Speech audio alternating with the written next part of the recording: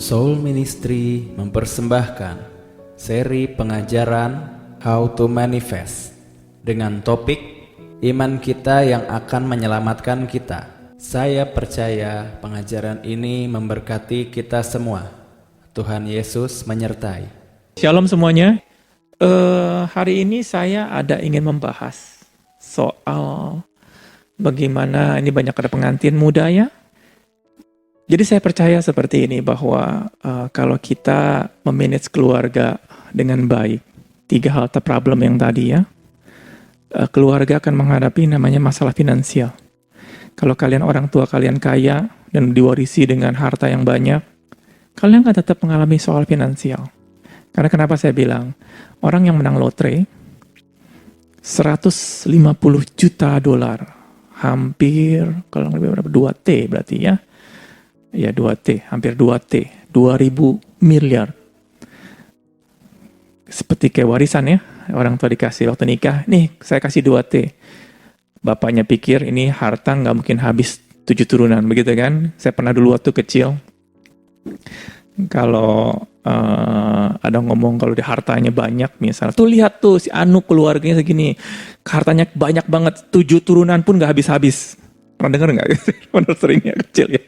Saya percaya sekali orang tua atau ngomong begitu. Berarti kalau saya punya harta yang banyak, bisa nggak habis 7 turunan? Ternyata enggak. Firman Tuhan katakan, ada statistik mengatakan dalam 5 tahun kalian habis tuh. 5 tahun, kalau orang tidak mengerti cara handle uang tersebut, 5 tahun habis. Jadi kata-kata yang namanya harta bisa bertahan 7 turunan dan nggak habis-habis, bohong ya. Bohong, gitu loh. Akhirnya kita bisa ngomong itu bohong sekali. Kita benar-benar dikibulin oleh lingkungan ya. Kalau saya punya harta yang banyak, nggak mungkin habis 7 turunan. Apa yang masih yang dia menghabiskan? Hari ini kita ngomong finansial sedikit. Apa yang menyebabkan habis semua harta tersebut? Pertama adalah besar pasak daripada tiang. Saya percaya peribahasa bahasa Indonesia itu dari firman Tuhan. Apa itu besar pasak daripada tiang? Ya, maksudnya itu kan seperti itu. Tetapi kalau dikatakan, kenapa ada peribahasa seperti itu? Apa sih pasak? Apa sih tiang? Saya nggak ngerti. Ada kayak, kalau misalnya kita katakan bahwa kita mendayung dulu, kehaluan, terus bersosa dahulu, senang kemudian, apa yang namanya katakan? Berarti kita dahulu. Kenapa harus berenang-berenang dulu? Udah gitu, berakit-rakit. Berarti nggak ada, itu cuman hanya pantun kali ya, nggak ada arti ya. Oke, berarti itu pantun dong. Besar pasak daripada tiang, pantun atau ada artinya sih? Ada artinya ya, ada pasak, ada tiang, saya nggak ngerti. Tapi kalau kita ngomong adalah bahwa kita mengeluarkan pengeluaran lebih besar daripada pendapatan. Saya rasa ini penting sekali dalam keluarga ya.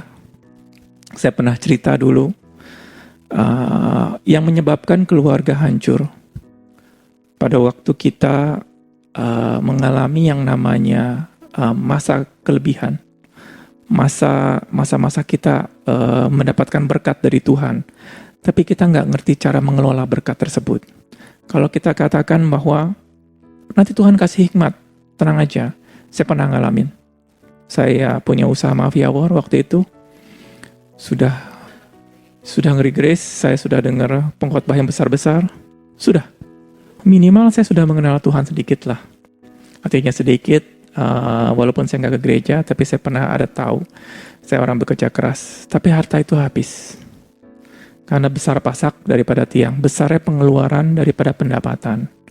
Kalau kita katakan bahwa, tapi ada dua versi ya. Ada besar pasak daripada tiang, ada besar pengeluaran dari pendapatan di luar Tuhan, sama di dalam Tuhan. Ini kita mesti bedakan 2 hal dulu. Bahwa besar pengeluaran daripada pemasukan di orang dunia itu tidak punya pengharapan. Pada waktu mereka punya banyak finansial, mereka selalu kedukun. Nyari lotre, pasang buntut. Saya benar-benar ketemu orang-orang kalau lagi punya banyak masalah finansial, dia mikirnya pasang buntut. Atau kalau dulu cari daerah Pancoran ada kasino gelap itu ya. Mickey Mouse ya. Hah? Jadi kalau orang lagi punya banyak masalah, biasanya untuk menyelesaikan dengan jalur cepat, dengan hal-hal yang di luar nalar. Nah, faktor kalian berkeluarga harus bisa mengerti cara memanage uang. Kalau uang tidak dimanage dengan benar, kalian akan mengalami problem jauh lebih besar. Seperti hamba Tuhan kota yang pernah saya dengar, orang Robert ditanya, Pak, dalam kalian Bapak ministry selama puluhan tahun seperti ini, apa sih masalah terbesar yang kalian hadapi? Ya, hamba Tuhan luar biasa ya. Berarti kesembuhan, segala macam keluarga dia sudah pernah hadapin semuanya. Jadi dan dia tuh namanya cukup besar, oleh Robert. Oleh Robert katakan masalah yang terbesar yang dihadapi selama ini dia kalkulasi ya. Kalau dia lihat apa ya masalah terbesar, dia bilang masalah finansial. Jadi finansial ini juga bisa dikatakan problem hidup ya. Bukan dan firman Tuhan juga ngomong hampir kalau saya sih belum pernah baca untuk meneliti semua. Ada satu orang hamba Tuhan katakan hampir 30% Tuhan ngomong soal duit di firman Tuhan. Dari sepertiga ada kesembuhan segala banyak faktor ya, keluarga segala macam, tapi 30% ngomong soal duit. Bagaimana memanage soal uang, memanage soal keuangan, memanage segala macam. Dan Tuhan katakan soal kita memberi pinjaman kepada bangsa-bangsa, semua ngomongin duit. Gitu loh. Nah kalau kita nggak ngerti ngomongin duit, kalau kita sering nggak ngerti memanage uang ini, dan nggak ngerti memanage uang di dalam keluarga juga, kita akan terseret. Nah, saya pernah ngalamin masalah keuangan besar sekali dulu, 2 kali. Saya pernah jatuh, masalah, akhirnya jatuh lagi kedua kali. Yang kedua kali lebih besar daripada yang pertama. Bodoh ya. Saya sudah jatuh, diberkati Tuhan luar biasa, dan jatuh lebih parah lagi. Dan puji Tuhan, yang pertama jatuh, saya di luar Tuhan. Bukan di luar Tuhan, saya tidak memakai Tuhan. Tapi yang kedua waktu jatuh, saya ingat Tuhan, buru-buru ingat Tuhan. Dan Tuhan menguatkan di sana. Nah, saya mesti kasih tahu bahwa Andromed ngomong seperti begini, lebih baik orang lain yang jatuh, kita mendengarkan dan percaya, dibandingkan kita jatuh duluan. Maksudnya dibandingkan kita mengalami. Gitu loh. Nah, apa yang saya alami, saya percaya saya nggak mau bapak-bapak ibu di sini yang mendengarkan juga mengalami. Nah, apa sih dia punya problem saya pada waktu saya ngomong problem dulu ya, biar saya bukakan kehidupan saya. Saya nggak menutupi. Saya pada waktu jatuh pertama kali di luar Tuhan. Saya sudah terima Tuhan Yesus, tapi di luar Tuhan. Saya memakai pikiran kita di semua. Saya ke satu boros. Kenapa boros? Biasanya problem satu, kalau kita punya uang, itu nggak tahan. Biasanya kalau bapak-bapak, ibu-ibu ada punya aura boros, akhir orang tua katakan seperti gini, daripada nih anak boros, mendingan suruh nyicil rumah, mendingan suruh nyicil mobil, begitu ya, benar ya, biar nggak hilang duitnya. Dia pikir seperti itu. Maksudnya adalah anak ini punya problem, boros sekali, pergi jalan-jalan segala macam, akhirnya dibilangin juga nggak mengerti. Mak bapaknya berpikir, daripada anak ini habis duitnya, sudahlah cicil mobil, cicil rumah, suruh nyicil sesuatu. Kelihatannya benar ya, suruh biar duitnya nggak habis. Ternyata itu akan menyebabkan problem yang kedua, bahwa anak ini boros, tetapi nggak mau diberesin aura boros tersebut. Nggak mau diberesin sesuatu, ada roh ini nih nggak diberesin. Pada waktu dia dipaksa untuk melakukan biar nggak boros, cicil ini cicil itu, anak ini akhirnya akan jadi, kalau ekonomi bagus is oke ya, semua. Saya pernah ngalamin, saya dulu punya restoran. Waktu saya punya restoran, lumayan hasilnya luar biasa. Dan semua shareholder atau pemegang saham di situ semuanya boros semua. Semuanya beli rumah secara kredit, beli mobil kredit, mobil pertama kredit, mobil kedua kredit lagi. Jadi 2 mobil sekaligus. Masih mending kalau mobil tersebut mobil yang bisa menghasilkan ya, angkutan kota ya. Di sini namanya angkot bukan sih? Bener angkot ya? Bener disebut angkot. Saya tuh di Bandung bener angkot. Enggak, dia belinya mobil buat sedan. Kita banyak sekali melakukan kesalahan. Anak SMA diberikan mobil sedan untuk ke sekolah. Anak SMA loh. Terus semuanya serba kredit, semuanya bangun rumah semegah-megahnya. Dan plus pakai uang bank lagi, bangun rumahnya. Saya pun sama, keluarga kita beli sound system, di sini kita lagi pakai sound system ya. Jadi kenapa saya tahu sound system sedikit, karena saya ngerti ketularan dari orang tua saya. Beli sound system yang mahal-mahal, tip bukan ngasih uang ke orang, bukan tip, itu tip, tip. Tape ya. Ya. Saya nggak ngerti apa namanya, tapi sound system, speaker yang mahal-mahal. Dan kita nggak memperkuat usaha kita. Saat itu usaha kita restoran masih ngontrak di tempat lain. Dan apa terjadi, semua shareholder kita semuanya pada nyicil, pada berfoya-foya, tidak memikirkan gimana. Dan mereka beranggapan bahwa restorannya rame, nggak usah pusing, setiap bulan dapat duit segala macam. Kita masih ngontrak. Tiba-tiba akhirnya pas kita semuanya pada cicil segala macam, pemilik rumah kontrakan akhirnya yang tadinya misalnya 20 juta sewa, langsung naikkan jadi 80 juta. Gak make sense. Kayak di sini misalnya ada kontrakan, kita ruko di sini, kalau satu ruko, coba berapa sih di Muara Karang? 100 juta, 150 juta kali ya? Kurang lebih seperti gitu di depannya, 150 juta, 14 juta saya nggak tahu. Dari 2 juta setahun, tiba-tiba pemilik, kalau naik bisa rata-rata 10% kali ya, 20% maksimum biasanya, dia naikin langsung 4 kali, dari 20 juta ke 80 juta, naik 4 kali lipat. Make sense gak? Dari kontrakan 200 juta, dia minta 800 juta sekarang. Kita nggak nyangka seperti itu. Nggak nyangka karena lihat sebelumnya juga segitu, tiba-tiba naikin. Dan kalau dan pemilik rumah katakan, kalau bapak nggak suka ya pindah aja. Wow, apa yang terjadi? Kami pindah. Kita juga, sebenarnya kita mau bayar atau gimana. Akhirnya kita dapat tempat lebih besar lagi. Yang kita dapatnya naik cuman dua kali lipat berarti ya. Dari 20 ke 50 juta lah total ininya. Dan akhirnya kita pindah ke tempat lain jauh lebih besar. Tapi puji Tuhan, restoran kami jauh lebih ramai. Puji Tuhan saat itu. Jadi yang tadi, karena dulunya parkiran di tengah jalan, sekarang ada parkiran di dalam. Jadi parkir dalam mungkin bisa berapa? 30 mobil kah? 40 mobil parkiran dalam. Besar sekali.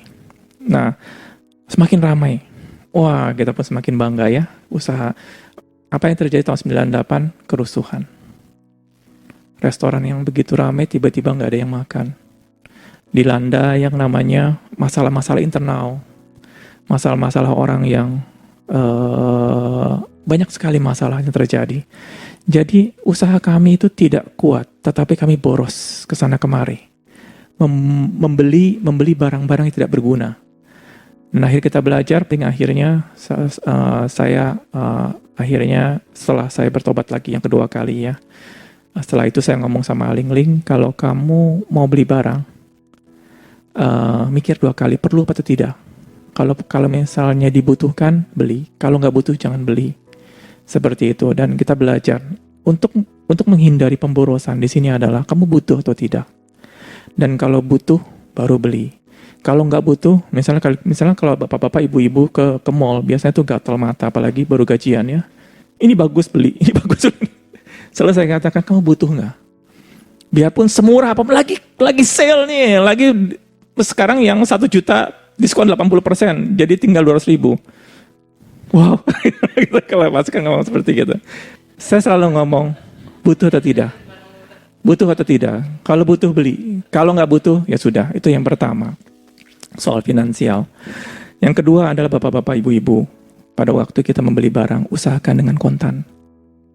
Saya selama ini kalau misalnya di mall ada cicilan, cicilan gratis 24 bulan, cicilan tanpa bunga 24 bulan. Dia enak nih segala macam. Saya nggak ambil.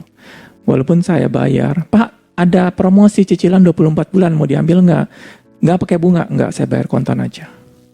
Saya lebih mau bayar kontan aja. Kenapa? Saya udah nggak pusing. Pertama adalah kalian butuh atau tidak. Kalau butuh, beli. Walaupun mahal di situ. Dan kedua, beli secara tunai. Kalau beli secara tunai, nah ini yang membuat hati ini akan teriris-iris kalau mengeluarkan uang ya. Sudah kumpul sesuatu, pas kita mau beli secara tunai bisa teriris-iris.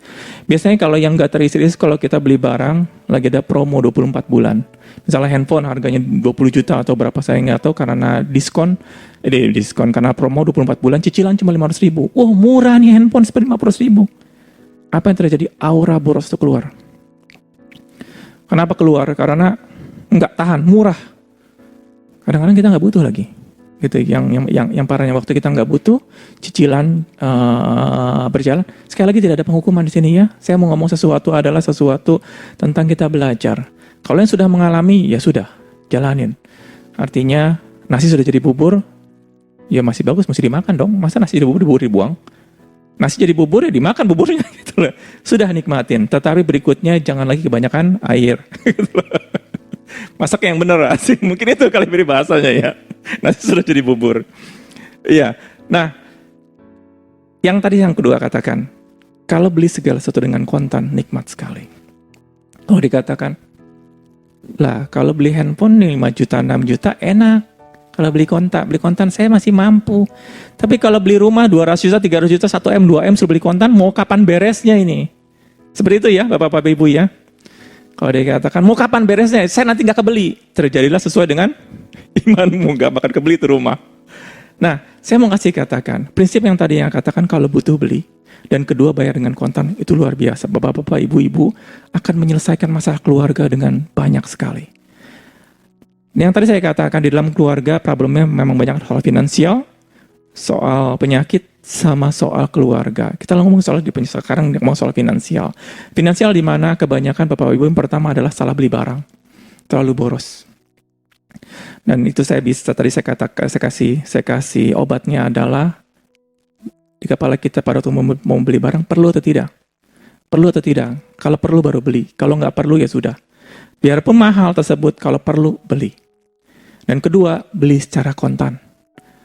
Kalau saya beli secara kontan, kita biasakan ya. Saya dulu mulai dari kecil lagi beli suka kontan. Dan apa terjadi?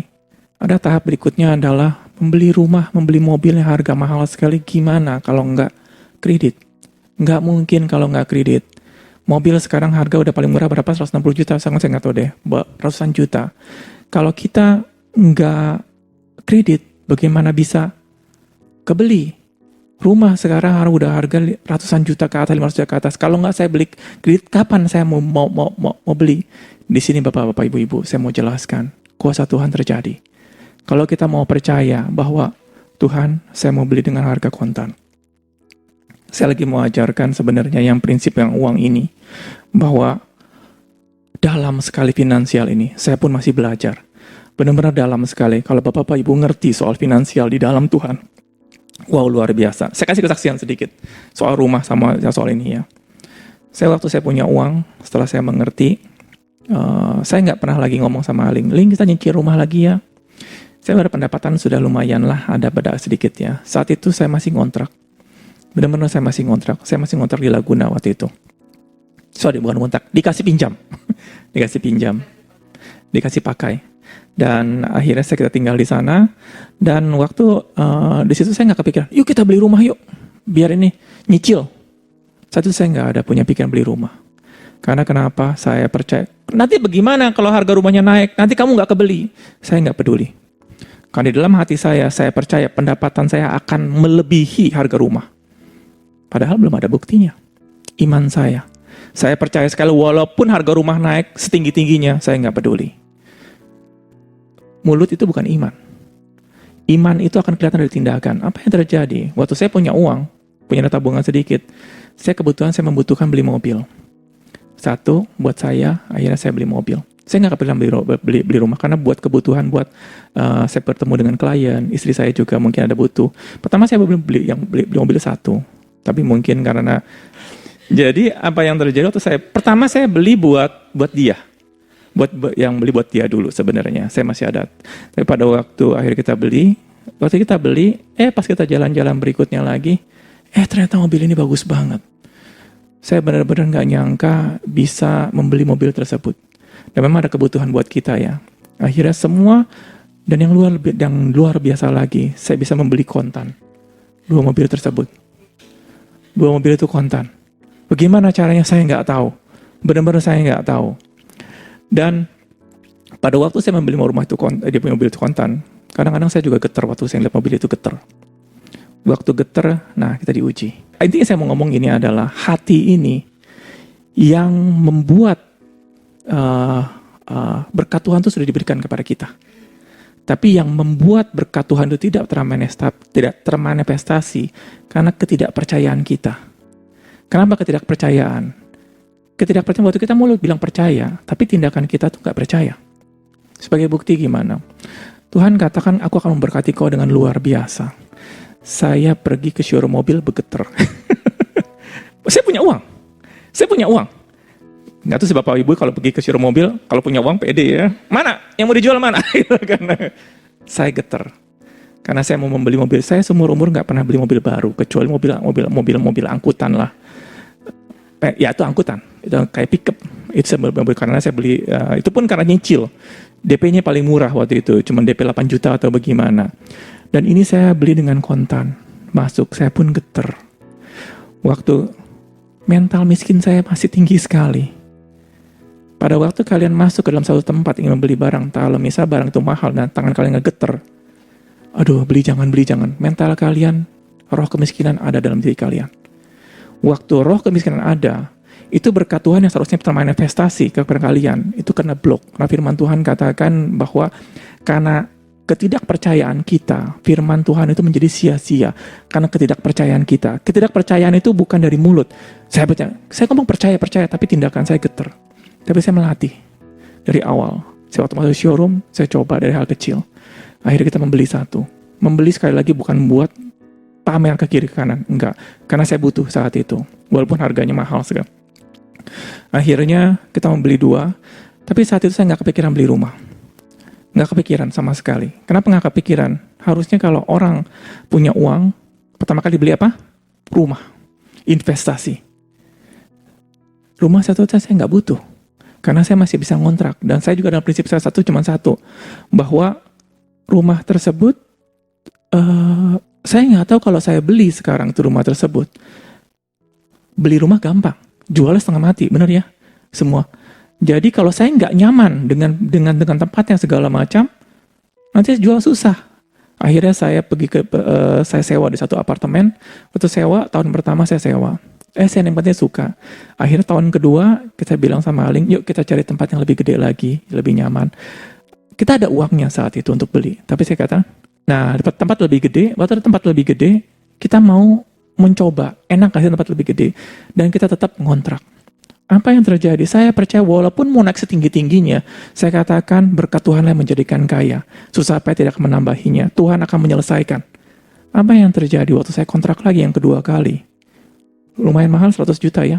Harga kontrakan rumah itu sampai 10% dari harga rumahnya, apartemen. Kalau saya pribadi ada katakan, saya hitung-hitungan, mendingan beli dong, sewa aja kamu 10%. Gitu loh, mendingan beli dong. Ya kurang lebih 18-10%. Nah, apa yang terjadi? Saya katakan, saya mau ngontrak dulu aja. Nggak ada masalah, uang ada. Nah, Tuhan bisa buat mujizat luar biasa saat itu. Yang punya rumah butuh uang. Akhirnya dia katakan, saya mau jual apartemennya. Waktu dia kata waktu jual, berapa harganya? Saya bilang kalau nggak segini saya nggak mau. Turun berapa? 20% atau 30% dia ya. Harganya mungkin 1, berapa, turun banyak ya.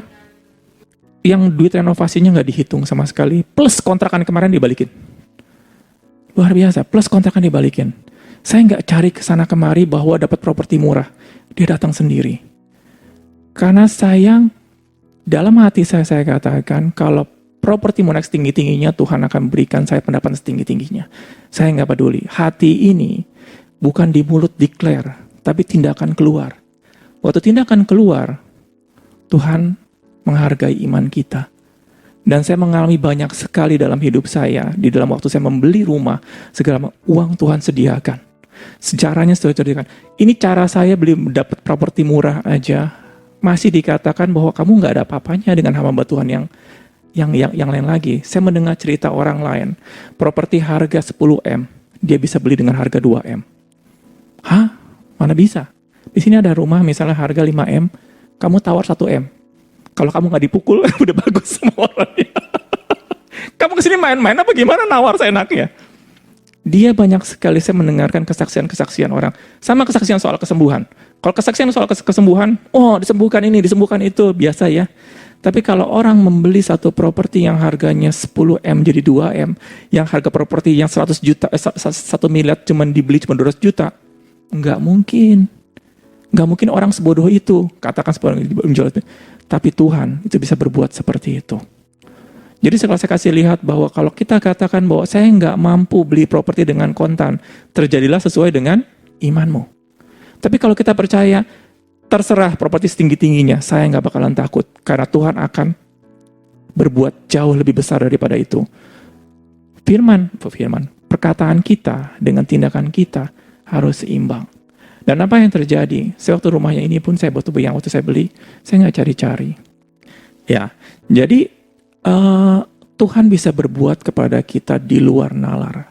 Kalau iman kita percaya kepada Tuhan, tadi yang pertama saya katakan, bahwa kalau butuh beli, yang kedua secara kontan. Waktu bilang secara kontan, nggak mungkin secara kontan kita bisa beli. Pada waktu kita bilang nggak mungkin, firman Tuhan menjadi sia-sia karena ketidakpercayaan kita. Tapi kalau kita percaya sama Tuhan, saya percaya. Waktu percaya dengan mulut, tindakan keluar apa tidak? Tindakan mesti keluar. Kalau dikatakan nggak mungkin saya bisa beli rumah dengan gaji segini, terjadilah sesuai dengan imanmu. Tapi kalau kita akan enggak, mujizat Tuhan bisa lakukan. Tadi kan mujizat dari harga rumah 1M bisa beli 200 juta, itu mujizat loh. Jesse Duplantis, dia seringkali dia membeli properti yang harganya Kathy ya benar ya, Kathy yang istrinya. Waktu Kathy itu dia mau membeli properti di satu kota, mungkin gedung atau bagaimana, saya nggak tahu, gedung kali ya.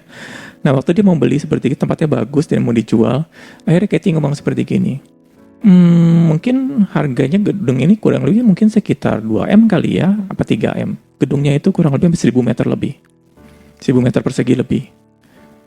Siapa dari sini? Di sini ada kontraktor ya. Kalau kita bangun rumah 1000 meter persegi, harganya bisa berapa? Kalau kalian 3 juta itu 3M ya. 3M. Dan dia katakan, Kathy, buat dia punya lantainya aja nggak cukup 3M. Lu mau nawar seperti gitu. Tapi dia ada satu cara yang benar-benar luar biasa, yang lebih keyakinan dia. Bahwa dikatakan bahwa kalau kita pinta sama Tuhan, Tuhan akan berikan. Nah, dia punya iman itu benar-benar luar biasa. Apa yang terjadi? Dia masuk ke dalam rumah tersebut dan dia percaya dia dapat beli bangunan tersebut dengan harga 3M. Padahal Jesse Duplantis tadi nggak percaya. Buat lantainya lu nggak cukup. Tapi Jesse Duplantis dia nggak berusaha untuk mengejek istrinya dan dia diam. Hatinya dia kata nggak mungkin, tapi mulut diam. Diam. Sekarang kadang-kadang kita dalam hidup, dalam keluarga ya, biasanya kalau suami mau beli seperti ini dengan harga seperti. Nah, saya kasih rangkumkan dia punya kata-kata yang tadi adalah Jesse Duplantis dia percaya dunia ini milik dia.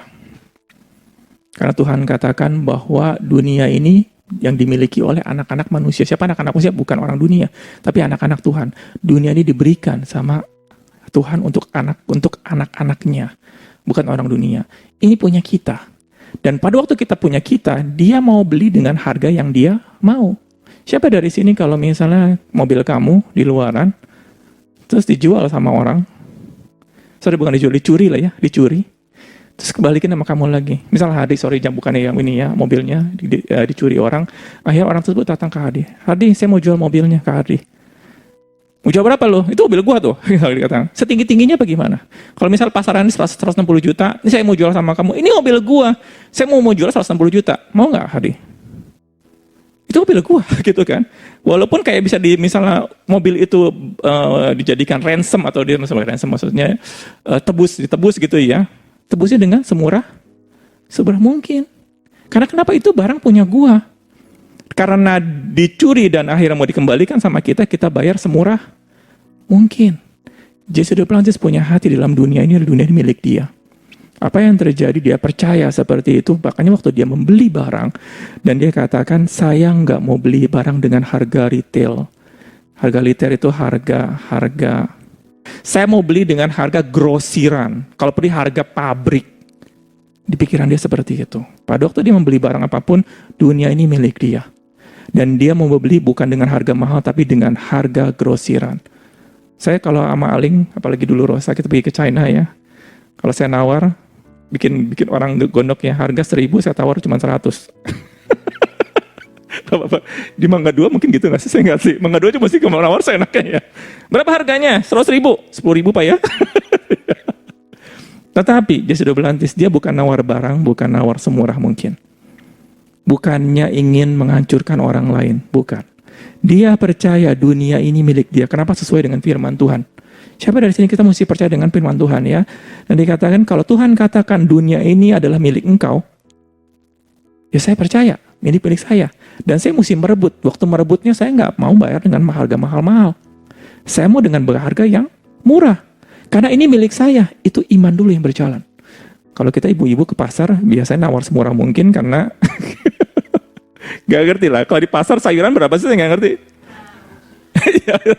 Bukan nggak mau rugi. Biasanya memang cara belanja seperti itu kan ya. Nawar sayuran misal 5.000 ya kita tawar berapa 2.500 setengahnya ya biasanya ya. Nah, tetapi waktu kita menanggapi, waktu kita mau membeli barang murah, bukan karena kita mau untung, bukan karena kita mau untung besar, bukan. Karena ini barang milik gua yang Tuhan sudah kasih tapi direbut sama si iblis. Apa yang terjadi? Gue mau beli dengan harga yang sesuai dengan. Dan saya kasih tahu berkali-kali Jesse Duplantis pada waktu dia membeli barang bukan dengan ego dia. Sebagai contoh, pada suatu hari Tuhan katakan, dia minta sama Tuhan saya butuh mobil buat ministry saya. Akhirnya Jesse dia pergi ke satu showroom. Akhirnya Tuhan katakan ya sudah, kalau mau beli mobil pergi ke showroom. Waktu dia berangkat ke showroom, dia nggak tahu mau beli mobil apa. Sampai ke showroom pun ditanya, Bapak mau beli apa? Saya nggak tahu. Tapi Tuhan akan tunjukkan mau yang mana. Dan dia keliling showroom tersebut, keliling, dan Tuhan katakan yang ini. Waktu dia bilang katanya, ya udah yang ini. Waktu dia bilang dia punya ngomong yang ini, dan dikatakan seperti gini, dia nggak pakai nanya, harganya berapa Pak? Jangan ditiru ya, ini saya cuma kasih kesaksian sedikit. Dia langsung ngomong, ini mobil yang saya mau beli. Dan Tuhan ngomong, harganya, misal harga mobil itu harganya 100 juta, Tuhan mau bayar cuma 40 juta. Cuci, dan suruh bungkus. Tuhan katakan harganya 40 juta. Dia belum ngomong harganya berapa, tapi Tuhan ngomong 40 juta. Gila, Tuhan nawarnya murah banget 40 juta. Apa yang terjadi? Dia dapat dengan harga 40 juta. Bukan maksa loh, bukan maksa. Jangan kita ngomong, sekali lagi, ini bukan buat ditiru, tetapi Tuhan bisa buat hal-hal tentang finansial dengan supranatural. Kita banyak sekali mendengar kesaksian soal kesembuhan. Kita mendengar banyak kesaksian keluarga itu dipulihkan, tapi kita jarang mendengar kesaksian soal finansial. Kita cuma mendengar kesaksian finansial, oh ya saya diberkati, saya naik pangkat, segala macam. Tapi jarang kita mendengar hal seperti ini. Tuhan bekerja luar biasa. Dan apa yang terjadi? Bukan karena kita mau murah, enggak.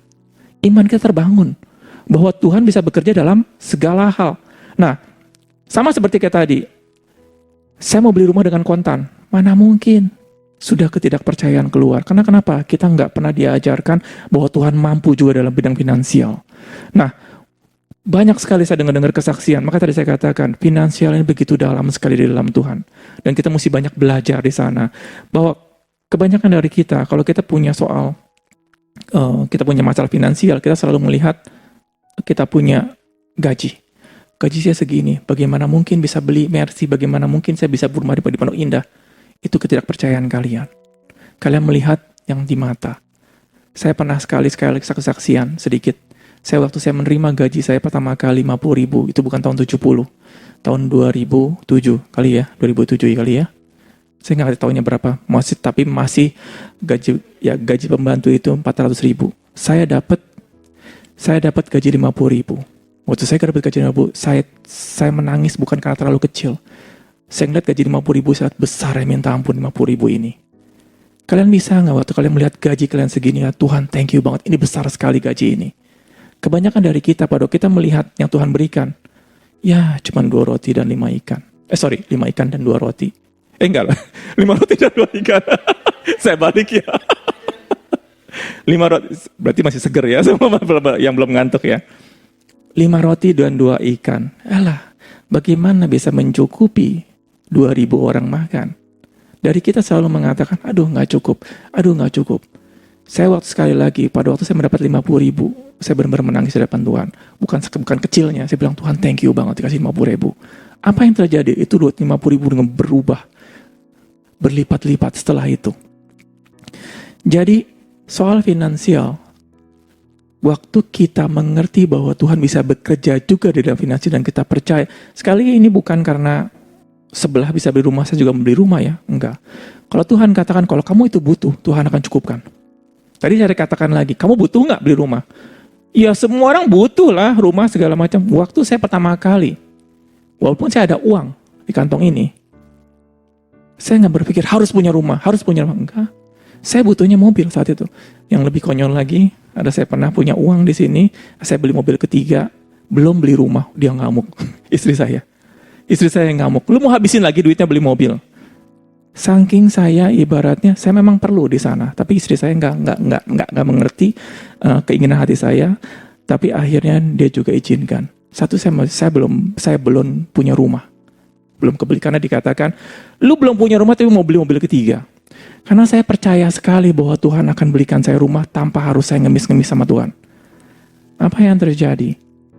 Tuhan berikan rumah demi rumah yang saya nggak minta. Benar-benar saya nggak minta. Tuhan berikan.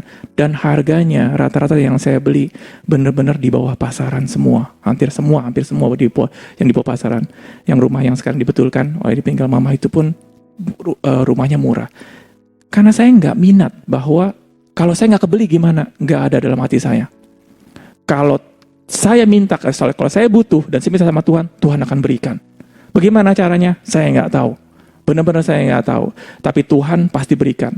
Saya percaya sekali di sana. Rasa percaya kalian akan menyelesaikan semua masalah finansial. Problemnya sekali kita nggak diajarkan. Padahal kita melihat ada satu hamba Tuhan ngomong seperti begini. Pada waktu kita meminta sama Tuhan, Tuhan tolong belikan rumah.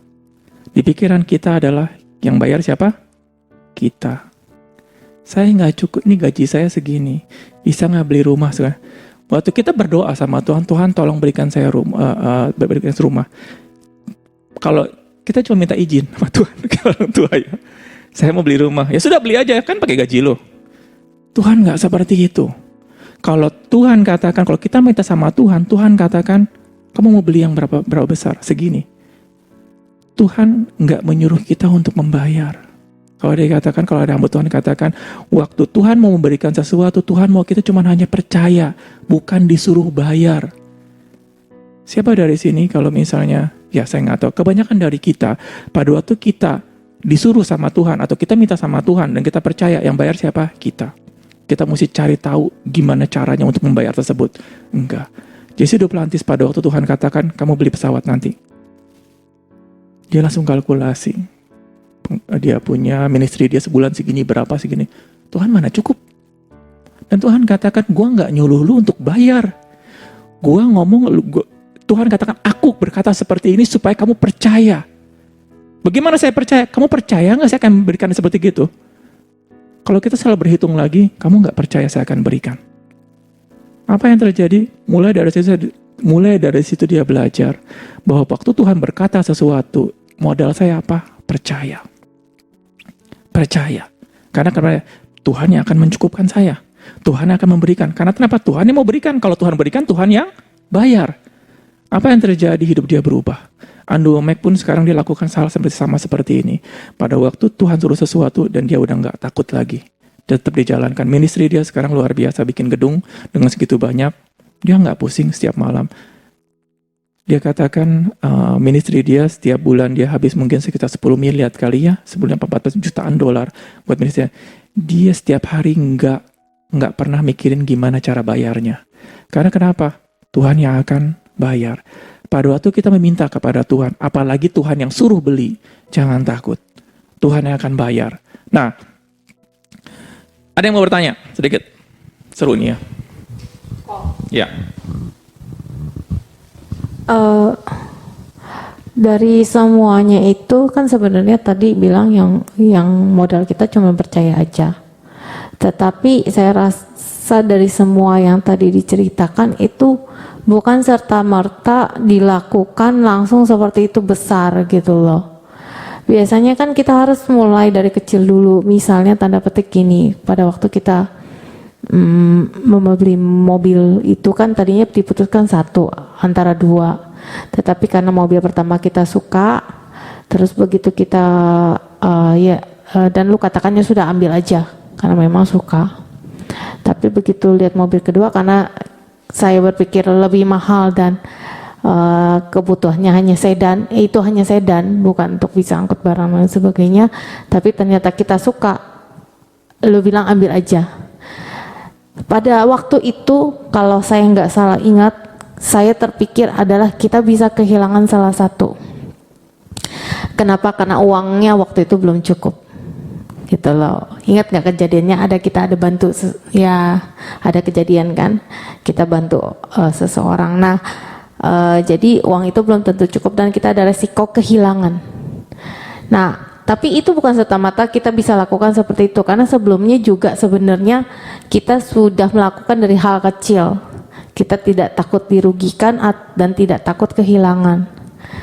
Nah, saya pun percaya juga Jesse bisa melakukan seperti itu juga bukan serta-merta karena dia tidak mau rugi atau ingin untung ya kalau bahasanya Koko. Tetapi dia juga dari sebelumnya dia sudah mau melakukan lebih, terutama untuk Tuhan.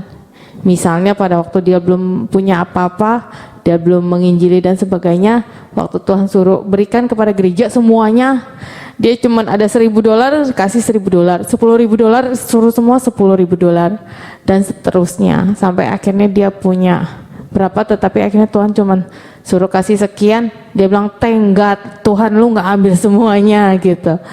Jadi kan sebenarnya ada tahap-tahapnya dari hal kecil bahwa kita memang sudah tanda petik beriman, sebenarnya seperti itu. Nah, bisa nggak dijelasin kok? Sebenarnya simple. Kenapa saya bilang simple? Kita terlalu sering ngomong soal percaya, tapi akhirnya kita nggak mengerti apa arti itu percaya. Jadi yang dikatakan kamu percaya saja, itu benar-benar basicnya sekali. Karena kenapa? Siapa dari sini kalau misalnya kamu percaya saja, tapi kamu kan, aduh gimana ya, gimana, kamu nggak percaya ya? Kamu nggak percaya? Enggak, saya percaya kok, saya percaya sama Tuhan, saya lakukan kok ini. Tapi aduh gimana. Basic dari semua kekristenan ada pada kita percaya semua Tuhan akan bereskan. Hal-hal kecil kamu akan jalan. Tetapi rasa percaya ini mesti dipupuk. Nggak bisa langsung otomatis menjadi besar. Tapi basic apa yang kita lakukan semua itu percaya. Kenapa percaya? Kalau Allah ada di samping aku, siapa yang bisa menandingi aku? Siapa yang bisa melawan aku? Dikatakan bahwa dari situ kita akan belajar. Yang kita pupuk adalah hati ini, percaya. Dan kalau kita katakan bahwa kamu harus belajar dulu, harus mungkin ada perpuluhan, itu cuman buah-buah saja. Tapi kalau hati ini mau percaya sama Tuhan, benar-benar percaya, keberanian keluar. Kalau bahasa Inggrisnya boldness. Di dalam Tuhan, akhirnya kamu berani di dalam Tuhan. Kelihatan dalam hidup. Waktu kalian percaya sekali sama Tuhan. Pernah saya bilang kan, percaya itu ada hubungan dengan iman ya. Iman, kamu beriman. Iman itu seperti kayak bola. Bola itu mesti didorong. Waktu bola itu didorong, semakin kencang. Apapun di depan kalian, seberapa tebal masalah hidup kalian di depan itu, kalau bolanya sudah kencang, itu akan ditabrak habis. Nah, yang tugas kita adalah bukan kita meneliti tindakan kita, tapi hati ini, bola ini kencang atau tidak. Kalau dikatakan bagaimana tahu kencang atau tidak? Lihat ada masalah. Seberapa kalian bisa meresponi masalah tersebut?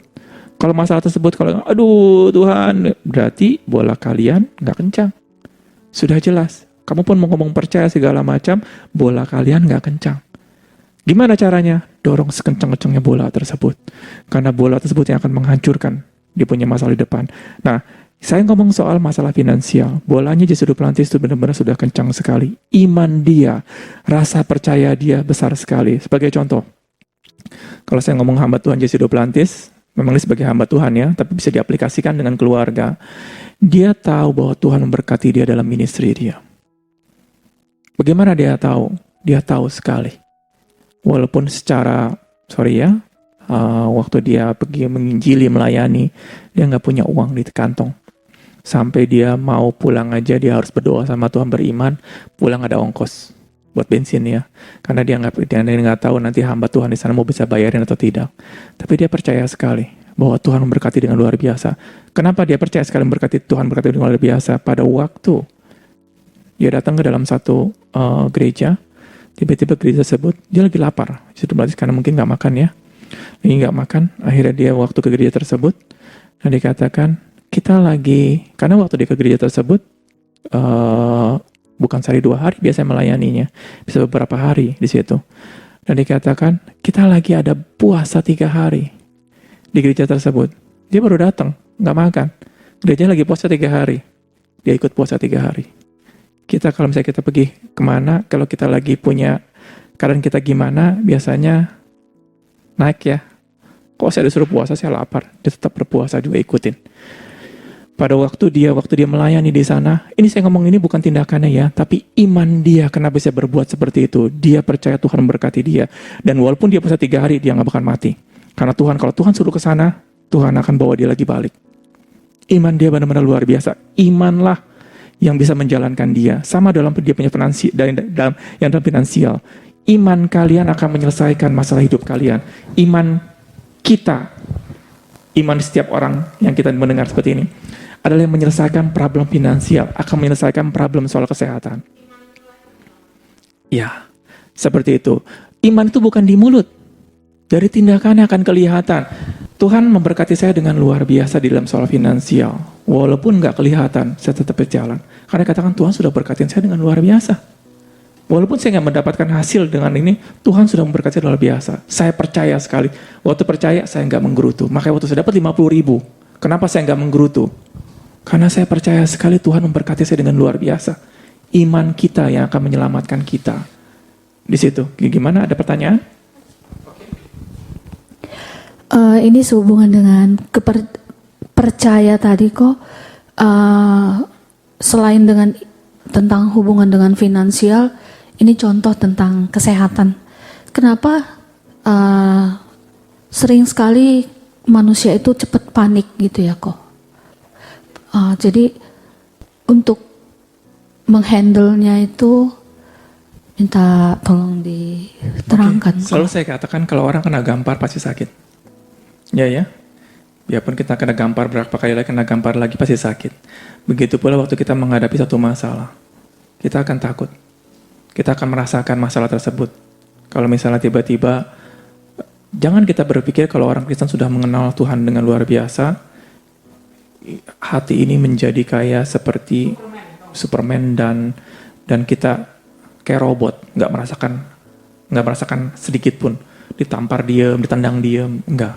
Paulus pun bisa marah, Petrus pun bisa marah, Yesus Duplantis pun bisa marah, bisa tersinggung segala macam. Yang jadi problem adalah berapa lama sakitnya, berapa lama kalian sakitnya. Pada waktu kita mengalami satu masalah kesehatan, kita takut panik, berapa lama kalian paniknya? Kalau kalian paniknya bisa berhari-hari, berminggu-minggu, bertahun-tahun, it's okay kalau awal-awal seperti gitu. Kalau orang Jawa katakan, "Bo, ya kamu cepat-cepat keluar." Artinya sekali lagi pada waktu kamu digampar, sakit, cepat-cepat sembuh. Dan kedua kali, yang kemarin misalnya sakit 2 minggu digampar, sekarang sakit seminggu. Ada progres. Kalau dikatakan, wah saya sakit segitu lama sekali, terus cari problemnya di mana. Mungkin atau digampar, di sini ada gigi yang copot atau gimana, ada bisul menjadi lebih sakit. Kita cari tahu masalahnya. Nah, waktu kita cari tahu masalahnya, hidup kalian akan lebih percaya dengan Tuhan. Karena sekali lagi, saya nggak percaya orang digampar nggak sakit. Firman Tuhan katakan bahwa inilah tanda-tanda orang percaya, tanda-tanda muridku, dikatakan di kitab Marcelus, yang ngomongnya seperti begini, bahwa dia akan bernubuat, dia akan mendapat mimpi-mimpi. Dan satu lagi, apabila mereka minum racun maut, dia tidak akan, firman Tuhan nggak ngomong bahwa dia nggak sakit. Tetapi janji Tuhan apa? Dia nggak celaka atau mati. Sama juga. Ya, celaka adalah membawa kematian, racun maut gitu kan. Nah, apa yang terjadi? Kita mungkin sakit. Mungkin kita terkait, tetapi kita tidak akan mengalami kematian. Fokus kita di waktu kita kalau Memang ada beberapa orang yang Andomek dia nggak pernah sakit. Andomek yang ngomong nggak pernah sakit, dia nggak pernah minum obat. Ini minum obat, ini kesaksian seseorang ya. Jangan kita, Andomek kan obat, saya nggak minum obat. Dia percaya sekali bahwa Tuhan sudah menyembuhkan dia. Di waktu Andomek beberapa kali dia sakit, pernah dia nggak bisa bergerak punggungnya. Terakhir kali dia kuping dia ada sedikit dikatakan kanker segala macam. Tetapi dia percaya dia tidak akan mati. Kenapa dia tidak akan mati? Bukan buat keegoan dia, bukan. Karena dikatakan, saya harus menyelesaikan pekerjaan ini. Nggak mungkin saya mati sebelum saya menyelesaikan pekerjaan ini. Sekali lagi, pada waktu kita mengalami ada masalah soal kesembuhan, kita mesti percaya bahwa panik is okay. Tubuh ini Tuhan ciptakan bukan kayak robot. Setiap kali digampar pasti sakit. Tapi yang sering saya ngomong, mau berapa lama sakit ini? Dan cari tahu sakitnya dari mana. Seharusnya cepat. Mungkin ada orang cepat keluar dari rasa sakit. Artinya bukan rasa sakit dari kesakitannya, bukan. Rasa kepanikan itu. Kalau dikatakan, kalau kita ngomong soal kalau misalnya saya ngomong soal penyakit, jangan ditiru ya. Yang ini iman saya. Pada waktu kemarin, mungkin saya nggak tahu lah, sudah lama sekali 3-4 bulan yang lalu, waktu saya sakit, karena saya sudah terlalu sering tidak mikirin soal obat. Jadi pada waktu saya sakit, akhirnya yang saya tahu kenapa saya sakit ya. Saya nggak mikir obat mana, dokter mana, enggak. Dan saya percaya bahwa saya tinggal berdoa sama Tuhan, Tuhan thank you, Tuhan telah sembuhkan. Akhirnya saya tidur, tapi itu semakin parah.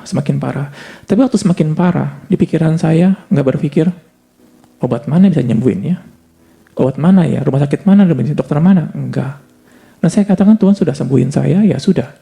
Tapi ada yang kedua yang saya percaya, saya harus menyelesaikan pekerjaan yang Tuhan sudah berikan. Dan penyakit ini tidak akan membawa kematian buat saya. Karena kalau Tuhan sudah nyuruh ke sana, Tuhan akan membimbing saya ke sana dan membawa saya pulang. Jadi ada reason kenapa saya kuat di sana. Bukan hanya dalam nama dengan bilu-bilu kau sembuh. Kadang-kadang kita minta kesembuhan dari Tuhan.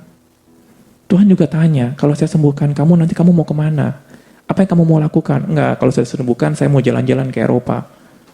It's okay, gak ada masalah. It's okay. Tapi alangkah baiknya kita memikirkan, Tuhan thank you. Kau telah menjaga tubuh ini. Tuhan kau telah sembuhkan penyakit ini. Tuhan, saya tahu tubuh ini engkau mau pakai buat kemuliaan engkau. Apa yang terjadi? Iblis akan pusing lihat kita. Kenapa? Dan dikatakan kalau misal Tuhan gak sembuhkan, saya masuk surga. Tapi kalau Tuhan sembuhkan, saya mau melayani Tuhan dengan lebih lagi. Kalau saya kalah, saya menang. Kalau saya menang, juga menang. Hati ini tidak panik. Hati ini tidak menjadi tadi kepanikan tersebut. Nah, biasa kenapa kita panik? Biasanya kita nggak mengerti setelah kita tentang dia punya kesembuhan, penyakit. Tuhan katakan bahwa orang yang meminum racun maut, dia tidak akan celaka. Yang dikatakan dia tidak akan mati. Kenapa kita mesti takut dengan kematian? Kalau kita dikatakan firman Tuhan kayak Paulus katakan, mati adalah keuntungan, tapi hidup untuk Kristus. Nggak make sense ya? Di mana-mana mati itu rugi, gitu kan? Rugilah matilah, apalagi baru menikah ya, rugi banget gitu ya. Jangan Tuhan, 20 tahun lagi, 30 tahun lagi baru nikah udah meninggal, udah mahal kemarin nih, tekor nih bandar gitu kan. Enggak, Paulus katakan bahwa mati adalah keuntungan. Saya memikirkan seperti ini, wow luar biasa sekali. Kalau kita memikirkan hal-hal yang di surga, hal-hal yang tentang kerajaan Allah, mati adalah keuntungan. Tapi hidup untuk Tuhan. Setelah itu kepanikan itu akan berlalu-lalu dan kita akan ketawain si iblis. Pada waktu dia mengganggu kita dengan berteriak-teriak hal-hal yang, kalau bisa saya katakan, hal-hal yang tidak berguna. Kita katakan, lu gak ada gunanya lagi ngomong seperti gini. Saya kalau kalah, saya untung. Meninggal yang tadi. Tapi kalau saya disembuhkan, saya lebih untung lagi. Artinya lebih untung gimana? Saya bisa melayani Tuhan dengan lebih. Kita ada tujuan hidup. Kalau kita punya tujuan hidup, semangat keluar. Kalau ngomong seperti ini lagi, ini secara saintis ya, kita ngomong di luar rohani. Hati yang gembira adalah obat yang manjur. Dan saya melihat pada waktu hati gembira, pada waktu kita yang tidak panik. Waktu nggak panik, imunitas tubuh ini menjadi bagus sekali. Saya maaf ya kok. Ini misalnya kita dengan ada satu saudara kita atau sahabat kita yang dekat kita, dia mengalami ini gitu kan kok. Bukan hanya finansial, saya memang ini condong ke penyakit. Terus dia tahu firman gitu kan kok. Tapi dia masih panik gitu, masih saya sudah sampaikan yang seperti kok jangan panik. Saya udah sampaikan juga karena saya juga kan kemarin mengalami juga gitu kan kok, yang waktu ada ngap apa gitu, saya ceritakan apa yang saya alami juga gitu, tapi kuncinya jangan panik gitu. Saya udah sampaikan tapi masih gimana supaya orang tersebut apa ya bisa. Boleh saya jawab ya sebentar ya? Gitu. Gini, jangan. Kalau pada waktu kita melayani orang yang lagi panik, untuk mereka tidak panik, salah kita. Sama orang lagi digampar ya, sakit. Saya nggak bilang bahwa kita nggak bisa sakit. Tapi yang problemnya sakit berapa lama? Kalau seseorang yang bisa sakitnya bisa bertahun-tahun, yang satu berminggu-minggu, bisa berhari, ada satu yang cuman 5 menit langsung nggak ada, sakitnya udah hilang. Nah, kalau kita minta semuanya sakitnya 5 menit semua hilang, kita salah. Karena setiap orang udah ditampar sakit. Kita hanya cuma bisa memberitakan kepada mereka bahwa Tuhan baik. Tuhan bisa menyembuhkan. Mau kita doakan? Kita doakan. Urusan nanti mereka dipulihkan, pemulihan. Yang tadi 5 tahun sakitnya, dan seberapa bulan, seminggu, itu urusannya Tuhan. Seberapa dia punya iman untuk mau bangkit, dan mereka nggak suka dengan kesakitan mereka. Dan kalau misalnya dikatakan bahwa kamu jangan panik, Ibu Yu kan nggak tahu. Ibu Yu kan nggak tahu. Dia tuh suka nggak sama panik. Kalau dia suka dengan kepanikan dia, kita nggak bisa berbuat apa-apa. Sama kayak gini, Ibu Yu, saya kemarin ya, kita ngomong supermi ya. Orang katakan, jangan makan supermi. Saya katakan, kalau ibunya suka makan supermi, kita bilang nggak bisa. Mau ngomong apa? Gitu. Nah, sama juga dengan kepanikan. Dia suka, walaupun dikatakan, gimana caranya saya untuk nggak panik?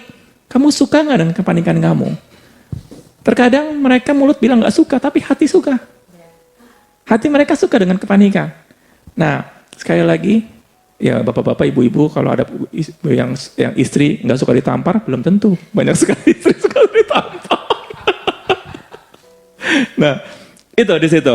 Jadi kalau mereka nggak suka ditampar, ya mungkin akhirnya ngomongnya tidak terlalu solusi rumah. Iya, gimana? Tambahin sedikit ya. Kalau kita lagi bingung, kita bisa minta Roh Kudus. Tuhan, gue harus ngomong apa? Gue bingung sama nih orang. Tapi kalau misalnya diomongin pun masih belum bisa, minta sama Tuhan, Tuhan kirim orang ke dia. Siapa tahu orang lain lebih ngerti ke dia.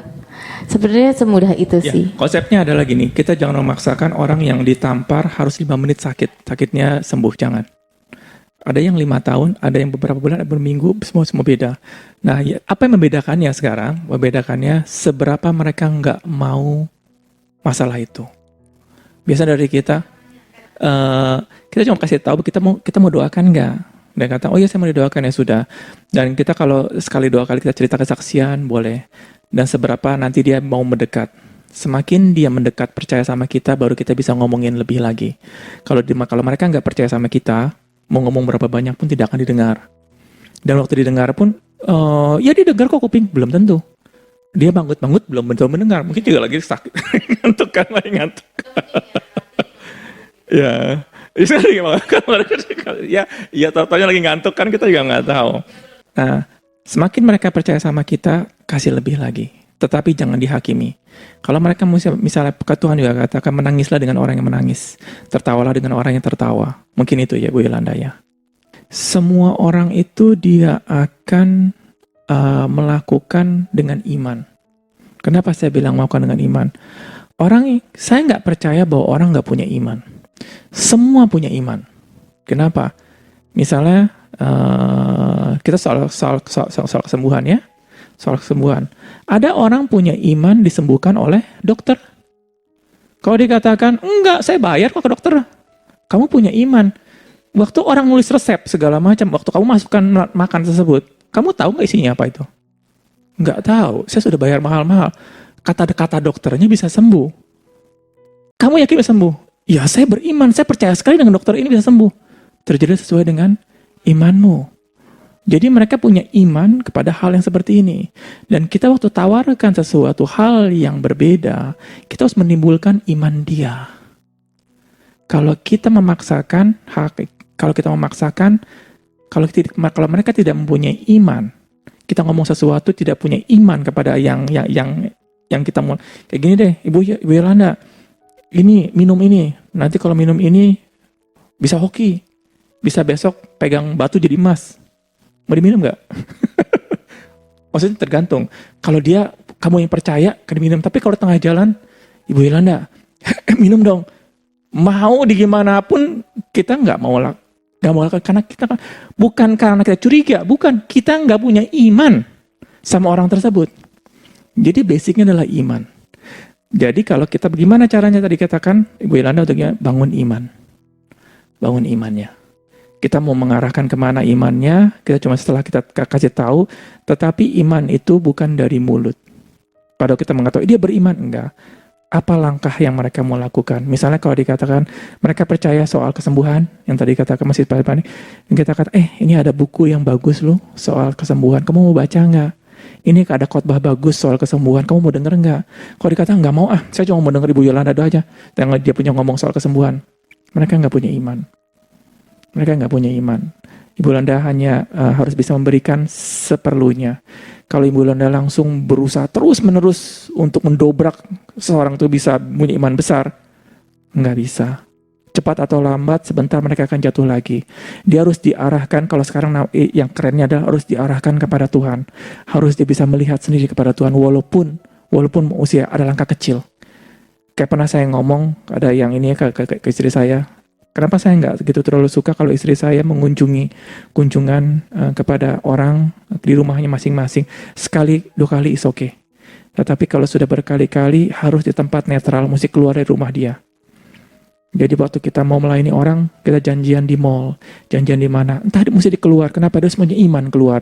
Kalau dikatakan, saya lagi sibuk, nggak bisa datangnya ke rumah gue. Nggak bakalan bagus. Karena mereka nggak punya iman untuk keluar. Nah, iman tersebut yang akan menyelesaikan masalah hidup orang tersebut, bukan iman kita aja. Mungkin sekali-kali kita bisa pakai iman kita ngejumper ya. Tapi kalau terus-terusan, mereka akan jatuh. Karena firman Tuhan katakan ada yang lebih kasar sih.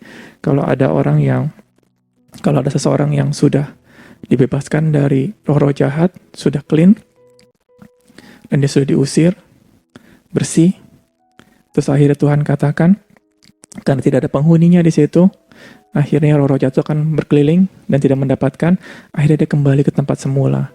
Dan bukan hanya kembali, dia akan mengajak 7